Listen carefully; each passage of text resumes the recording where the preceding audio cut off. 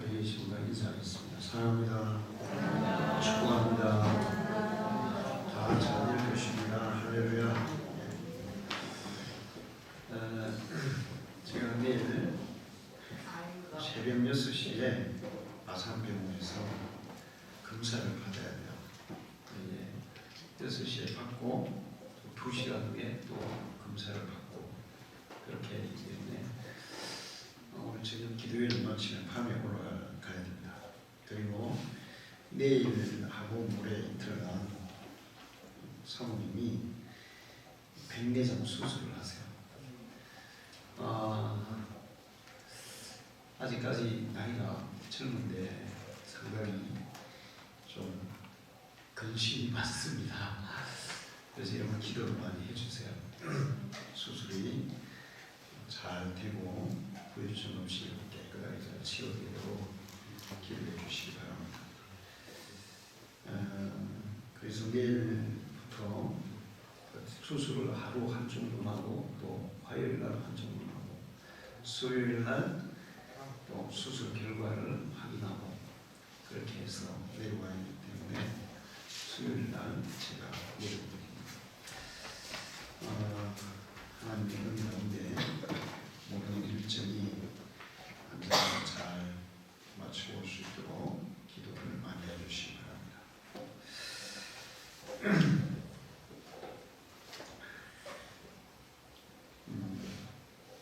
어떤 여자 성도님이 주일날 교회를 갔더니 목사님께서 설교 시간에 질문을 하셨어요. 세상에서 가장 차가운 바다는 무슨 바다일까요? 무슨 바다일까요? 썰렁이입니다. 이렇게 했어요. 썰렁이. 그러면 세상에서 가장 따뜻한 바다는 무슨 바다일까요? 이렇게 물었어요. 무엇일까요? 사랑이었어요. 남편으로부터 사랑해라는 소리를 너무 많이 듣고 싶었는데 한 번도 못 들은 분이었습니다. 그래서 집에 와서 목사님의 그 얘기를 통해서 남편이 사랑이라는 말을 들어보고 싶었어요. 여보, 오늘 내가 교회 갔더니 목사님이 질문을 하시는데 당신도 한번 맞춰보시겠습니까? 한번 해보라고. 세상에서 가장 차가운 바다는 썰렁이래요. 그럼 가장 따뜻한 바다는 무슨 바다일까요? 남편이 못 맞히는 거예요. 무궁무득하는 거예요. 그래서 부인이 온갖 애교를 다 부리면서 나보세요. 나보면 안 알잖아요. 그랬더니 남편이 이렇게 얘기했어요. 열받아. 자, 사람들은 사랑을 받고 싶어 합니다. 그리고 사랑이 없이는 사람이 살 수가 없어요. 아프리카 과원에서 미국의 선교사들이 고아들을 키웠는데 정말 최고의 영양식을 먹이고 정말 좋은 옷을 입히고 잘 돌봐주는데도 아이들이 막 죽어나가는 거예요. 도대체 애들이 이렇게 잘 먹이고 잘 입히고 하는데도 왜 죽어나갈까? 근데 알고 보니까 사랑 결핍이었습니다. 그래서 그 다음부터는 이제 부모들이 아기들을 우유를 먹일 때 품에 안고 엄마 젖을 먹이듯이 그렇게 먹였더니 아이들이 안 죽더라는 거예요.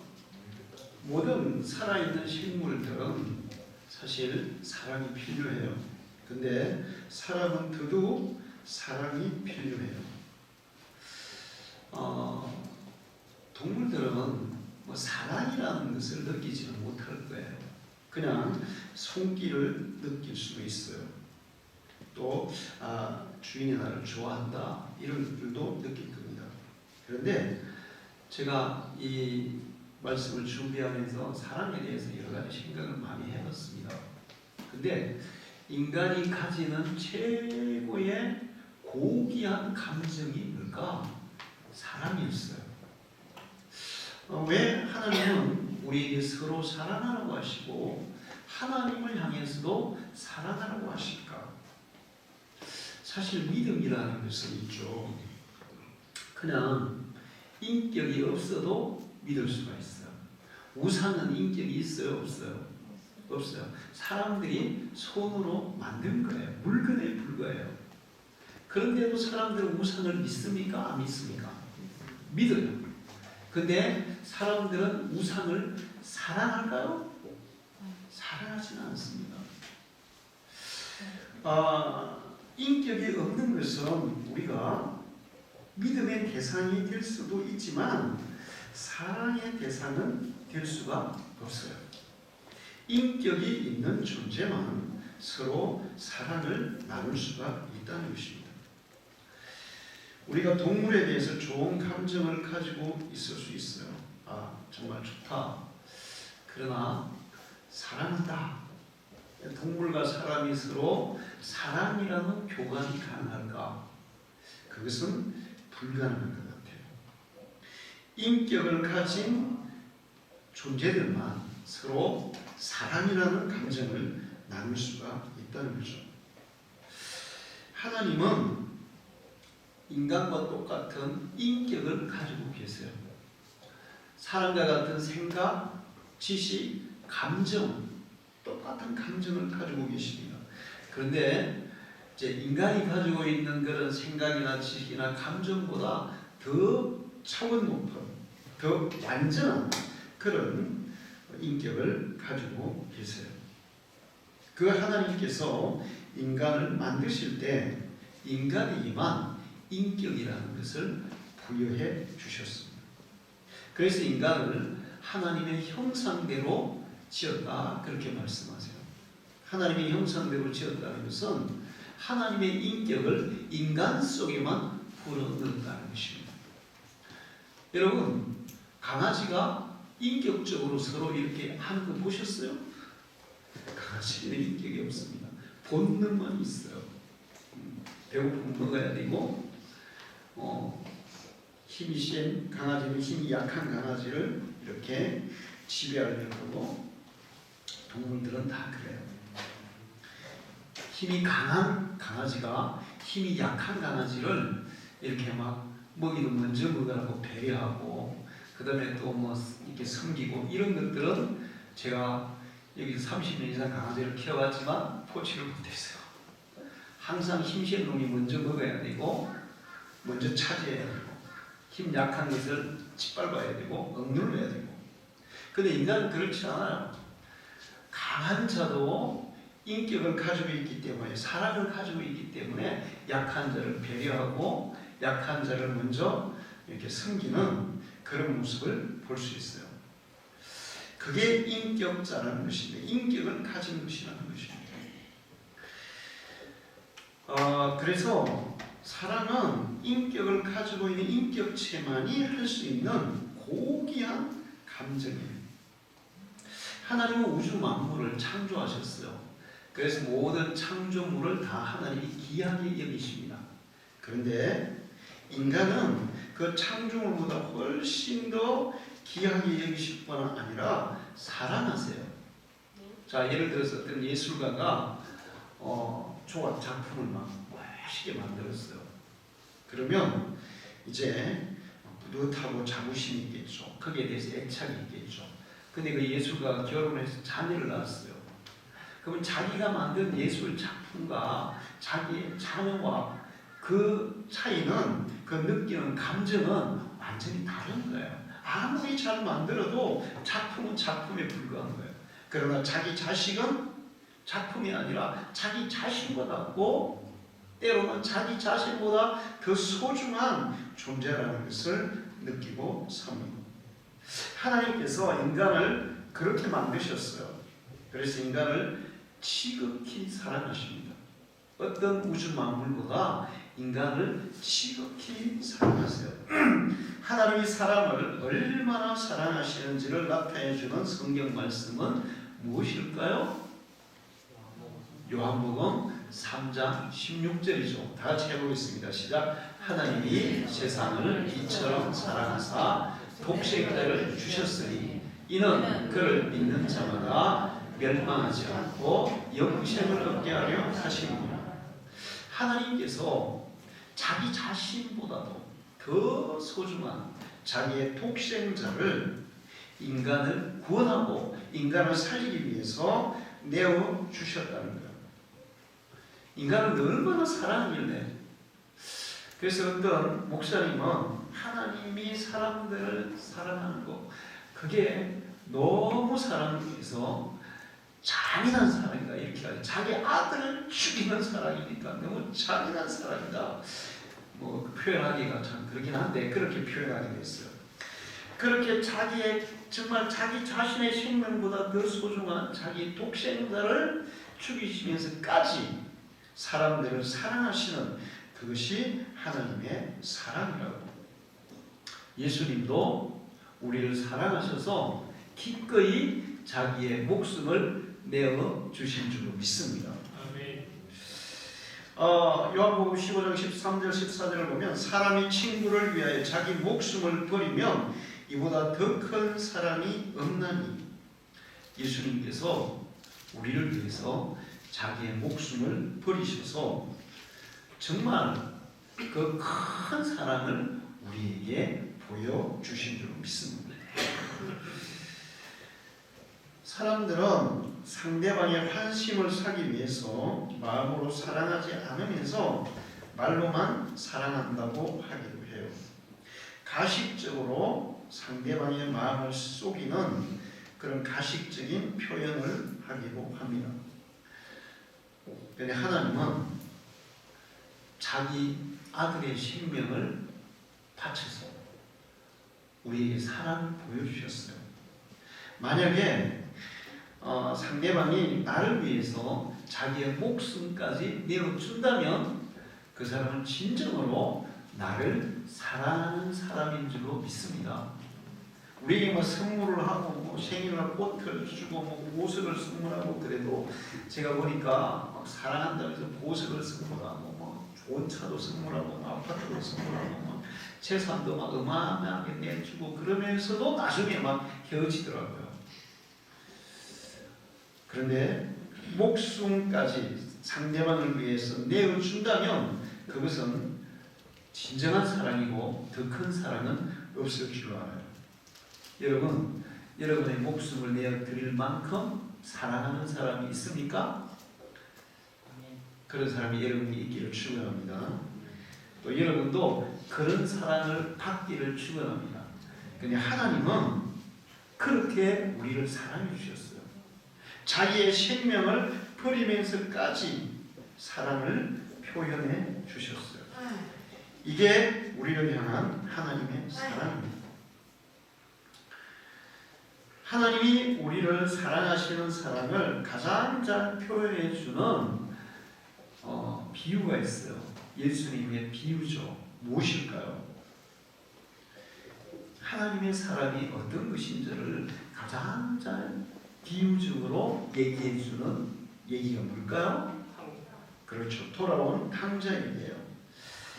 부자 아버지에게 두 아들이 있었고 큰 아들은 완전 모범생입니다. 아버지 말을 잘 듣고 너무너무 착실해요. 근데 둘째 아들은 말씀 부르기예요. 망나니예요. 아버지가 돌아가시기 전에 아버지에게 유산 달라고 졸라서 유산을 받고 유산을 처분해서 돈으로 바꿔서 도시로 갑니다. 그리고 도시에 이 방탕한 그 문화 속에서 돈을 다 탕진하고 그냥 방탕하게 살았어요. 돈 떨어지니까 누가 알아줍니까? 받아줍니까? 그래서 결국에는 돼지 농장으로 가서 돼지를 키우게 됩니다. 그런데 마침 흉년이 들었기 때문에 돼지 농장에서 일당 고사하고 먹을 음식도 제대로 잘 못 주는 거예요. 그래서 돼지가 먹는 지엄 열매라고, 뭐 우리나라는 그런 열매가 없는데 지엄 열매라는 돼지 먹는 열매가 있는가 봐요. 근데 그거를 돼지가 먹는데 이 일꾼으로 일하는 사람도 이제 음식이 부족하니까 그걸 먹으면서 일을 하고 있었습니다. 그러니까 누가 생각나겠습니까? 아버지 생각나는 거야. 그때 이 아들이 내가 아버지에게 죄를 지었구나. 큰 죄를 지었구나. 야, 내가 아버지께 돌아가면 아버지가 나를 받아주실까? 설사 받아주지 않아도 나를 일꾼이라도 받아달라고 해야지. 우리 아버지 집에는 일꾼들도 배가 불렀는데 배고픈 사람이 없었는데, 그래서 이제 아버지께로 돌아가죠. 그 개망나니 아들이 아버지의 유산을 다 처분해서 뒤도 안 돌아보고 아버지를 떠났어요. 근데 아버지는 매일같이 아들이 떠난 그 자리에 나와서 아들이 떠난 그곳을 바라보고 있었습니다. 언제나 우리 아들이 다시 돌아올까? 하루도 빠짐없이 아들을 기다렸어요. 그게 부모님의 사랑이고 하나님의 사랑인 줄 믿습니다. 요즘은 부모들이 자식들 굶겨 죽이고 떼어 죽이고 방치하고 그런 부모도 많아요. 부모 같지 않은 부모죠. 그러나 참 부모는, 정말 자식을 사랑하는 부모는 그렇게 아버지를 거역하고 아버지를 배신하고 아버지를 떠났어도 다시 돌아오기를 기다리는 그런 부모가 진정한 부모예요. 할렐루야. 근데 하나님이 그런 분이라는 거예요. 그런데 어느 날 보니까 떠났던 아들이 거지가 돼서 돌아오고 있습니다. 성경에는 아버지가 쫓아가서 아들을 끌어안고 아들을 환영했다고 얘기해요. 돌아와서 고맙다. 살아있어져서 고맙다. 아마 부모의 마음은 그럴 겁니다. 끝까지 재산이 뭐야, 괜찮아. 네가 살아있어 고마워. 돌아와서 고마워. 하나님은 그런 분이에요. 그리고는 동네 사람들 불러다가 소잡고 맛있는 음식에서 잔치를, 야 우리 아들이 살아왔으니 너무 좋다, 잔치하자. 그래서 좋은 옷 입히고 목욕시키고 반지를 끼워주고 다시 자기 자녀로 받아줍니다. 이것이 바로 하나님의 사랑이다. 그렇게 예수님은 가르쳐주고 있어요. 하나님은 그렇게 우리를 사랑하셔요. 우리는 죄인이고 우리는 하나님을 거역하고 살았고 하나님을 떠난 사람이었고 세상에서 허탄한 삶을 추구하고 살았던 사람들입니다. 그런데 하나님께서 먼저 우리를 찾아오시고 우리를 부르시고 우리를 용서하시고 우리를 하나님의 자녀로 받아주셨어요. 할렐루야. 아멘. 이것이 하나님의 우리를 향한 사랑이에요. 예수님의 수제자 베드로는 예수님의 제자 중에 가장 예수님이 기대하고 사랑했던 제자였습니다. 그런데 예수님이 재판받고 고난받을 때, 그때 베드로가 나 예수님 알아요. 내가 저분 아는데 저분 잘못한 게 아무것도 없어요.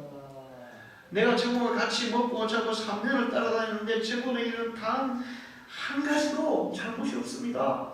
이렇게 얘기했어야 돼요. 근데 베드로가 나 저분 몰라요. 진짜 모른다니까. 내가 어떻게 저분을 압니까? 저분하고는 아무 상관이 없습니다. 그러면서 3번이나 예수님을 부인하고 떠났어요. 그런데 베드로가 예수님을 찾습니까? 예수님이 베드로를 찾습니까? 예수님이 베드로를 찾아오셨어요. 그리고 이제 갈릴리 호숫가에서 제자들과 함께 예수님과 베드로와 제자들이 식탁을 마련하고 식사를 하시면서 예수님이 물으시는 거예요. 베드로, 네가 나를 사랑하니? 이렇게 물으셨어요. 근데 예수님은 참 좀 재미있으신 부분이 있어요. 베드로가 몇 번 예수님 모른다 했어요? 그러니까 예수님은 몇 번 물으세요? 3번 물어보잖아요. 3번. 너 3번 나를 부인했지? 아마 뭐 그것 때문에 한 건 아니겠지만 어쨌든 확실하게 하기 위해서 하신 것 같아요. 그랬더니 베드로가, 원래 베드로는 큰 소리 치는 사람이었어요. 제자들이 최후의 만찬 석상에서 예수님 너희들이 다 나를 버릴 거야? 나를 모른다 할 거야? 나에게서 도망칠 거야? 그랬더니 베드로가 아닙니다. 예수님, 이 사람들 다 예수님을 버려도 나는 절대 안 버릴 겁니다. 설사 내가 죽어도 예수님을 지켜드릴 겁니다. 이렇게 큰 소리 쳤어요. 여러분, 큰 소리 치는 사람은 조심해야 돼요. 자, 그랬는데 바로 그날 저녁에 날이 새기도 전에 그날 저녁에 베드로가 3번이나 예수님을 모른다고 한 거예요. 그래서 베드로가 예수님을 사랑하긴 하는데 그때처럼 큰 소리칠 입장이 아니고 자신도 없는 거예요.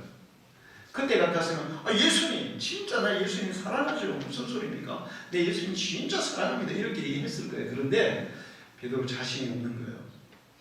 네, 예수님 내가 주님을 사랑하는 줄 주님이 아시지 않습니까? 내 마음을 주님이 아시지 않습니까? 이렇게 표현을 해요. 그래서 예수님이 내 양을 먹이라 이렇게 3번 물으셨을 때 베드로가 똑같이 그렇게 대답을 했습니다. 예수님이 베드로에게 왜 네가 나를 사랑하느냐 이렇게 물으셨을까요? 야 베드로, 너 남자가 돼가지고 말이야 그렇게 큰 소리 치더만은 뭐야 너가 도대체 이렇게 얘기할 수도 있잖아요. 그렇죠? 근데 막 다 페일은 그냥 아무 얘기 안 하고 네가 나를 사랑하느냐 이렇게 물으셨어요. 그 얘기는 뭐냐 하면 하나님이 우리를 사랑하시듯이 우리도 주님을 사랑하는, 주님도 우리의 사랑이 필요하다는 것을 말씀하는 거예요. 할렐루야. 우리가 하나님을 믿기만 하지 말고 하나님을 사랑해야 된다는 거예요. 하나님이 우리를 사랑하듯이 우리도 하나님을 사랑해야 하고 하나님도 예수님도 우리의 사랑이 필요하다는 겁니다. 할렐루야. 그래서 신명기 6장 4절과 5절을 보면 이스라엘아 들으라 우리 하나님 여호와는 오직 유일한 여호와시니 너는 마음을 다하고 뜻을 다하고 힘을 다하여 네 하나님 여호와를 어떻게 하라? 사랑하라 이렇게 말씀하고 있습니다. 하나님도 우리의 사랑이 필요해요. 할렐루야. 자, 부모님들은 자녀들을 사랑해야 안 해요? 사랑하죠. 거의 일반적으로 사랑해요. 보면 여러분 다 자녀들 사랑하죠? 네. 저도 사랑하고 여러분 우리 최다모님 진짜 사랑하지 보면 애들 다른 분들은 다 마찬가지예요. 진짜 사랑하는데 그런데 부모들은 자녀들의 사랑이 필요할까요? 안 할까요? 여러분 필요해요? 안 해요? 필요해요. 부모들이 돈이 좀 없어도 경제적으로 좀 궁핍해도 자녀들이 정말 부모님을 사랑하는 것을 느끼면 행복하겠어요? 안 하겠어요? 행복해요. 돈이 많아요. 집도 좋아요. 아무 불편이 없어요. 좋은 자동차도 있어요. 그런데 자녀들이 전혀 부모를 사랑하지 않아. 그러면 행복할까요? 불행할까요? 불행한 거예요. 부모들도 그래요. 부모들은 세상에 그 어떤 것보다 그 무엇보다 자녀들을 사랑하고 사랑으로 기르고 계속 사랑하고 있어요. 그런데 그렇게 사랑했던 자녀들이 부모를 사랑하지 않는다면 부모님들은 결코 행복할 수 없는 거예요. 하나님도 마찬가지예요. 자기의 아들까지 희생시켜서 우리를 구원하고 우리를 살려내고 우리에게 사랑을 표현해 주셨는데 그 사랑을 받은 우리가 하나님을 사랑하지 않는다면 하나님은 결코 행복하실 수 없는 거예요. 즐거울 수 없는 거예요. 우리가 하나님을 사랑할 때 하나님이 가장 즐겁고 하나님도 행복해 하실 줄 믿습니다. 할렐루야. 여러분은 하나님을 행복하게 해드리는, 하나님을 기쁘시게 해드리는 성도가 되기를 축원합니다. 그것은 바로 나도 주님을 사랑합니다. 주님을 사랑하는 마음을 가지고 진심으로 주님을 사랑하는 고백을 해야 돼요. 여러분 그런 경험이 있는지 모르겠어요. 정말 주님, 내가 정말 주님을 사랑합니다. 그러면서 눈물을 흘려보신 경험이 있는지 모르겠어요. 나 정말 주님을 사랑해요. 지금 내가 당하고 있는 모든 그런 일들, 어려운 것들, 힘든 것들, 그런 것들 가운데서도 주님, 내가 정말 주님을 사랑합니다. 그러면서 눈물을 지어본 경험이 있는 사람이라면 진짜 주님을 사랑하는 사람이고, 그런 사람들은 하나님이 정말 기뻐하실 줄 믿습니다. 베드로에게 네가 나를 사랑하느냐? 예수님도 나 예수님 믿습니다. 베드로 얘기했어요, 안 했어요? 옛날에 가이사라 빌립보에 갔을 때 제자들에게 묻습니다. 사람들이 나를 누구라고 하느냐? 엘리야나 선지자라고 하는데요. 그럼 너희들은 나를 누구라고 생각하느냐? 그때 베드로가 주님은 그리스도시요 살아계신 하나님의 아들이십니다. 믿음의 고백을 했어요. 그런데 그 믿음의 고백을 했음에도 불구하고 베드로는 예수님이 고난받을 때 부인했어요. 우리가 하나님을 믿을 때 믿음만으로는 사실 부족하다는 거예요. 베드로 믿음이 있었는데도 부인해요. 진짜 지금 베드로에게 필요한 것은 믿음을 초월하는 사랑이었어요. 할렐루야. 믿음이라는 것은 내 필요에 의해서 믿을 수 있어요. 근데 사랑이라는 것은 내 필요를 초월해서 상대방의 필요를 채워주는, 상대방에게 헌신하고 봉사하고 희생하는 그것이 따라올 수 있는 것이 사랑이에요. 할렐루야. 믿음은 그냥 신뢰하고 믿는데 봉사와 헌신과 희생은 안 할 수도 있습니다. 여러분, 요술 램프 친이 얘기를 알죠? 우리나라 사람들은 요술 램프 친이하고 비슷한 옛날 동화에 있어요. 뭐예요? 도깨비 방망이에요. 도깨비 방망이나 요술 램프 친이, 또 그 비슷한 게 돌아가는 맷돌이 돌아가면 막 겁나면 겁나고 겁나면 겁나고 그런 게 있어요. 근데 그거 이제 훔쳐가지고 도망가면서, 옛날에는 소금이 비싼데 배 타고 도망가다가 맷돌을 향해서 소금 나와라 그래가지고 소금이 계속 나와가지고 아직 지금 배 타다 보니 짜다고 얘기했어요. 자, 그런 것들은 이 맷돌을 돌리면 소금이 나와, 돈이 나와. 친이에게 얘기하면 친이가 다 들어줘. 도깨비방이 좀 나와라, 똑딱하면 나와. 믿음이죠. 근데 그게 그 사랑해요? 그 사랑 아니에요. 친이를 위해서 주인이 헌신해요? 희생이 있어요? 부모가 자녀들을 사랑한다고 할 때는 부모가 자녀에게 뭐를 하는 거예요? 기꺼이 희생을 하는 거예요. 자기의 모든 것을 다 내어주면서, 자기의 생명까지도 내어주면서 희생하는 것이 사랑이에요. 그래서 우리는 믿음보다 한 차원 높은 하나님을 향한 사랑이 필요해요. 할렐루야. 그래서 예수님은 그래서 베드로에게 물으셨어요. 너 그때 나 믿는다고 했지. 근데 지금 나는 너에게 사랑이 필요해. 그리고 너도 나를 향한 사랑이 필요해. 그래서 사랑하느냐고 묻고 있어요. 여러분, 오늘 주님이 여러분을 향해서 묻고 있어요. 너는 나를 사랑하느냐? 여러분, 주님을 사랑하기를 축원합니다. 사랑합니다 고백할 수 있기를 축원합니다. 그렇게 주님을 사랑하는 자들에게 주님은 당신의 모든 것들을 기꺼이 맡기세요. 성경에서 하나님을 가장 사랑했던 사람은 누구라고 했죠?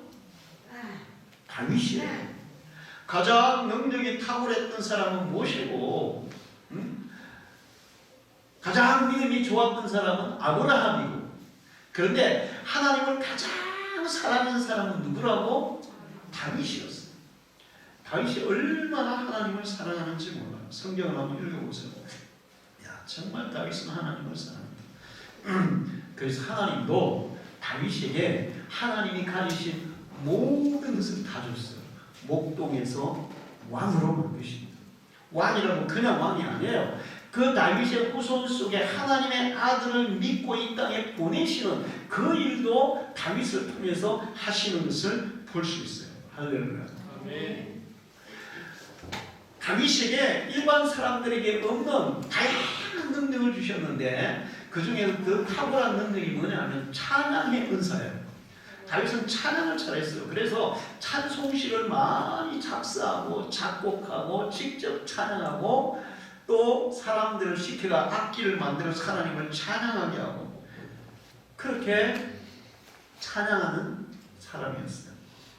거기다가 성전을 하나님께 지어드리려고 얼마나 애를 쓴지 몰라요. 하나님이 아니야, 네 말고 네 아들. 그래서 솔로몬이 짓긴 하지만 성전 지을 준비를 다 갖춥니다.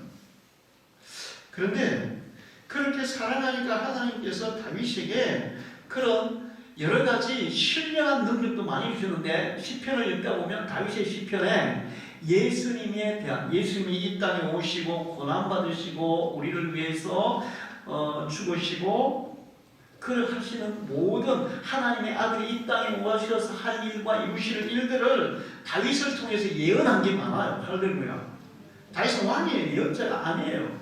근데 다윗의 시편을 보면 엘리야나 엘리사나 이런 사람들보다 예수 그리스도가 이 땅에 오셔서 이루실 그 일들을 자세하게 예언하고 있는 그런 신령한 면이 있었어요. 할렐루야. 그리고 이스라엘 역대 가장 위대한 그레이트 킹이 있잖아요. 위대한 왕이 됐어요. 그리고 모든 것들을 하나님이 다 주셨어요. 우리가 하나님을 믿을 때 아브라함이 얻은 것보다 하나님을 사랑했던 다윗이 얻은 것이 훨씬 더 크다는 것을 알아야 돼요. 할렐루야. 하나님은 믿는 사람에게도 믿음의 그릇만큼 복을 주시지만 사랑하는 사람에게는 물불을 안 가리고 아낌없이 다 주실 줄로 믿습니다. 예수님은 사랑한다는 고백하는 베드로에게 됐어. 이제 그러면 내 대신 내 양을 먹여라. 내 양을 돌보라. 이제 나는 너를 믿고 내 양을 너에게 맡기겠다. 그렇게 말씀합니다.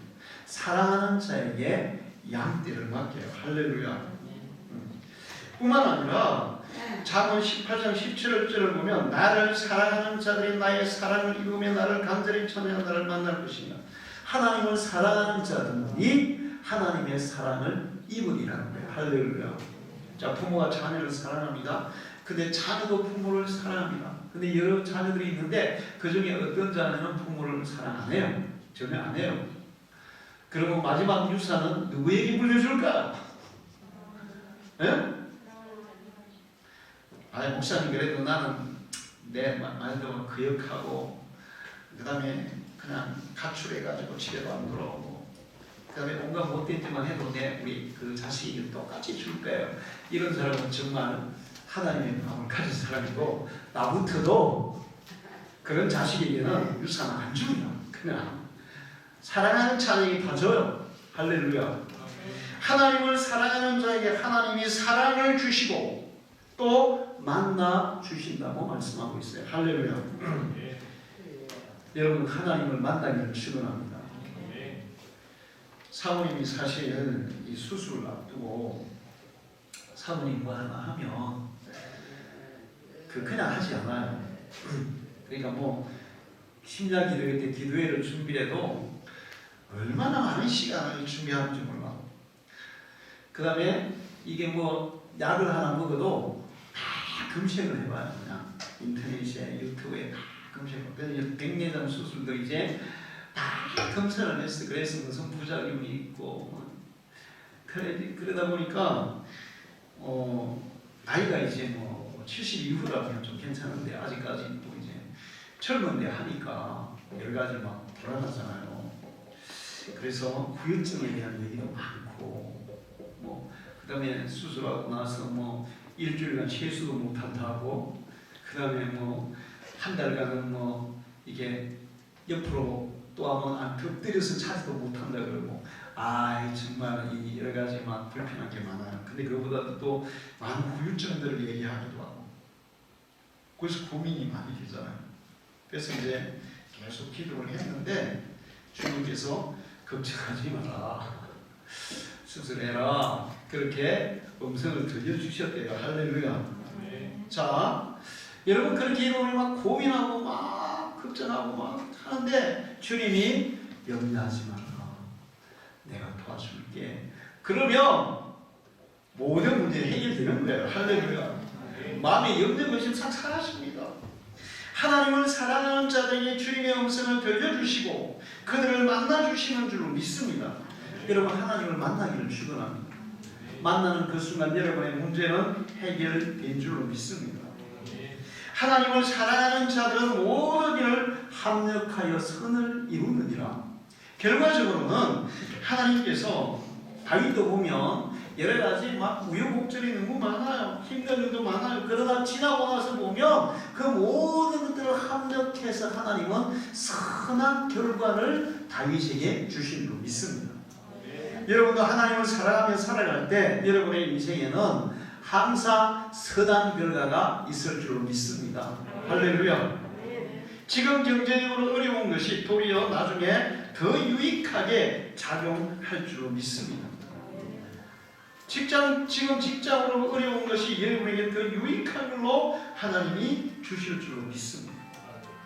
그리고 하나님은 사랑하는 자에게 하늘의 면류관을 주시고 하늘나라를 주시겠다고 약속하셨어요. 야고보서 2장 5절에 또 자기를 사랑하는 자들에게 약속하신 나라를 상속으로 받게 하지 아니하셨느냐. 사랑하는 자들에게 천국을 주시고, 야고보서 1장 12절에 시험을 참는 자는 복이 있는 이는 시련을 견뎌낸 자 주께서 자기를 사랑하는 자들에게 약속하신 생명의 면류관을 얻을 것이기 때문이라. 하늘나라도 주실 뿐만 아니라 하늘에서 생명의 면류관, 영원한 상급까지 주신다고 말씀하고 있어요. 여러분이 천국에 가서 영생을 얻으실 뿐만 아니라 그냥 천국에만 겨우 문통만 넘어가는 사람이 아니라 예수님께서 생명의 면류관을 씌워주시는 그런 사람이 되기를 축원합니다. 사랑하는 사람에게, 하나님을 사랑하는 사람에게 그런 축복을 주시는 거예요. 시편 145편 20절에도 여호와께서 자기를 사랑하는 자들은 다 보호하시고 사랑하는 자들을 철저하게 보호하시고. 할렐루야. 다윗을 보십시오. 전쟁에서 한 번도 안 죽습니다. 죽을 고비가 수없이 많았어요. 그러나 죽지 않습니다. 다 승리합니다. 하나님이 보호하시고, 그래서 다윗이 하나님 나의 방패시오, 나의 산성이시오, 나의 요새시오다. 할렐루야. 사랑하는 자들에게 하나님이 그런 은혜를 베풀고 계세요. 여러분, 오늘부터 나는 주님을 믿습니다. 거기에서 더 한 차원 올라가서 나는 주님을 사랑합니다. 이 고백이 여러분의 고백이 되기를 축원합니다. 우리 찬양을 한잔 부르겠습니다. 요한의 아들 시몬.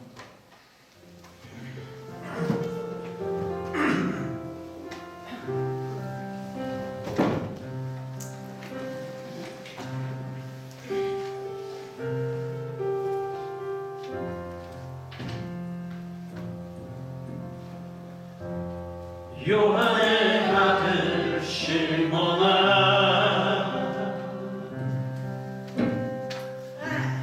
내가 다른 사람들보다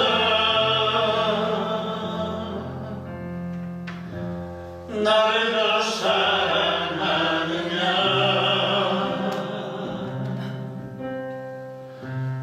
하고 주님이 물으셨네.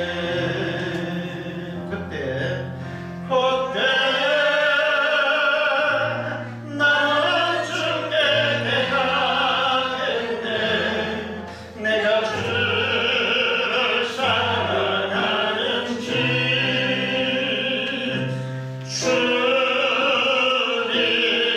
주님께서 아십니까? 주님께서 내 마음을 아시니. 요한의 아들 시몬아, 요한의 아들 시몬아,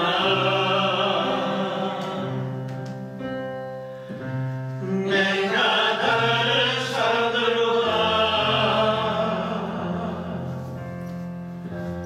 나를 더 사랑하느냐.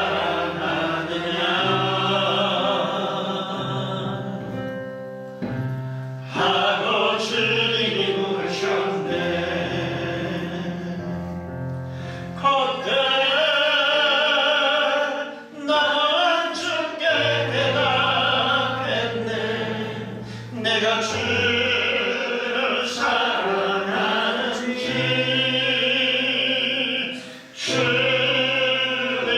주님께서 아십니다.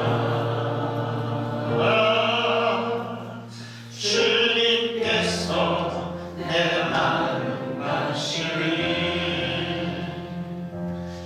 할렐루야.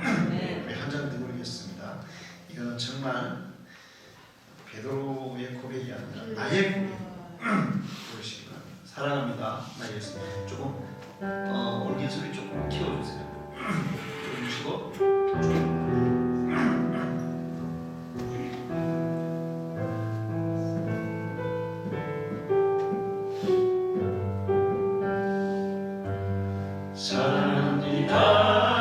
사랑합니다. 나의 예수님 사랑합니다. 아주 많이요 사랑합니다. 나의 예수님 사랑합니다. 그렇군요. 사랑한다 하더라. 내가 너를 잘하노라. 사랑한다 하더라. 내게 축복도 하노라. 사랑합니다. 나의 예수님 사랑합니다. 아주 많이요 사랑합니다.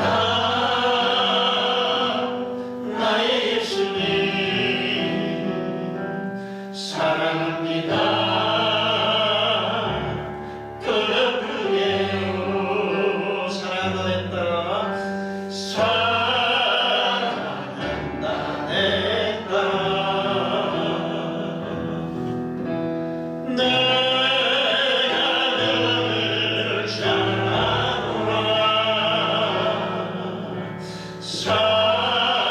사랑한다 내 딸아.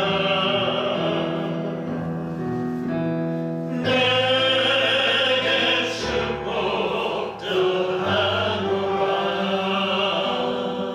기도하겠습니다. 하나님 아버지 감사합니다.